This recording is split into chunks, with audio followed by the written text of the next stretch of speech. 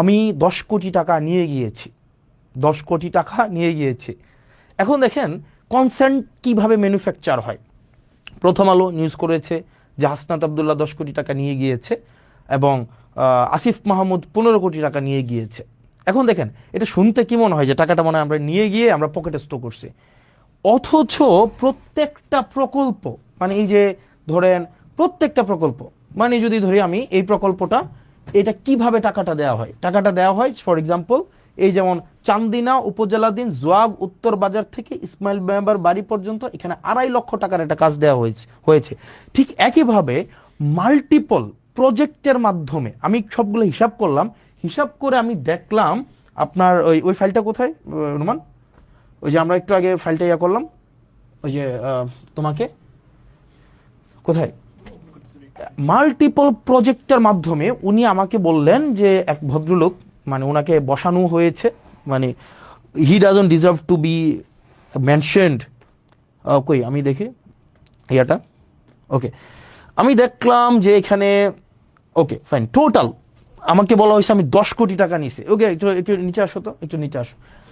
আমি টোটাল দেখলাম, নিচে আসো, দেবিদ্বারে যাও, দেবিদ্বারে টোটাল একটু পরে যাও। আমি এটা হিসাব করলাম নিজে, মানে আমি একদম ইয়া করে সারাদিনে খেয়াল করলাম টোটাল যখন আমি নির্বাচিত না এগুলা সব উপজেলায় দেওয়া হয়েছে। এর মাঝখানে 2024-25 সালে এডিপি সাধারণ, এডিপি বিশেষ এবং রাজস্ব নিজস্ব সহ সব মিলায়া 8,42,00,000 টাকার প্রজেক্ট দেবিদ্বারে দেওয়া হয়েছে। 8,42,00,000, 1 টাকা কমও না 1 টাকা বেশিও না।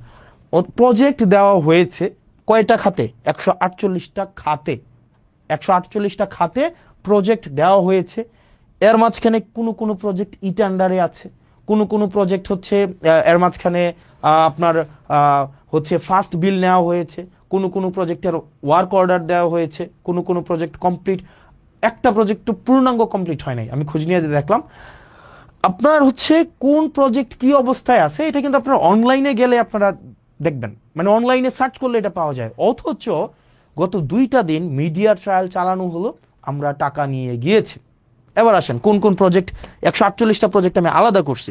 একদম নিচে চলে যান, একদম নিচে চলে যান, ওকে দেবিদ্বারে, ওকে দেবিদ্বারে যান, এই যে আরো নিচে যান। উনি আমাকে বললেন আমি 10 কোটি টাকা নিয়ে গিয়েছি, 10 কোটি টাকা নিয়ে গিয়েছি। টোটাল হচ্ছে 3-4টা ভাবে অন্যান্য উপজেলার মতো করে দেবিদ্বারেও বরাদ্দ দেওয়া হয়েছে 148টা খাতে, বিভিন্ন 6 ভাগে সব উপজেলার সাথে বরাদ্দ দেওয়া হয়েছে। এবার দেখেন প্রত্যেকটাই ইটেন্ডার প্রক্রিয়ার মধ্য দিয়ে হয়েছে, কোনোটায় ওয়ার্ক অর্ডার আছে, কোনোটার ফার্স্ট বিল দেওয়া হয়েছে, কোনোটা এখনো কাজ কমপ্লিট হয় নাই, কোনোটার এখনো পর্যন্ত কাজেও যায় নাই। এবার আসেন এই যে গত 2 দিন ধরে এক ধরনের মিডিয়া ট্রায়াল চালানো হইলো যে এই টাকাটা আমি মানুষের কাছে লুকাইছি, এই টাকা, আরে ভাই এটা লুকানোর কি আছে, এটা তো সবকিছু ওয়েবসাইটে it's very open, broad daylight open, আপনি নেট সার্চ করলে। এবং এটা আমার নির্বাচনের অন্তত 1.5 বছর আগে, 1 বছর আগে নির্বাচন হয়েছে 2026 সালের ফেব্রুয়ারির 12 তারিখ। আর এই যে এটা হচ্ছে 2025 সালের ফেব্রুয়ারির 10 তারিখ বা 9 তারিখ, আর কোনোটা হচ্ছে 2024 সালের নভেম্বরের 10 তারিখ। তাইলে 1 বছর আগের যখন আমি এই কাজের রেসপন্সিবল না, অন্যান্য উপজেলার মতো করে আমার দেবিদ্বারও হচ্ছে বরাদ্দ দেওয়া হয়েছে, অন্যান্য সব উপজেলায় দেওয়া হয়েছে। ব্যাপারটা এমনভাবে ফ্রেমিং করা হইলো যে এটা শুধুমাত্র মুরাদনগর এবং শুধুমাত্র দেবিদ্বারে দেওয়া হয়েছে।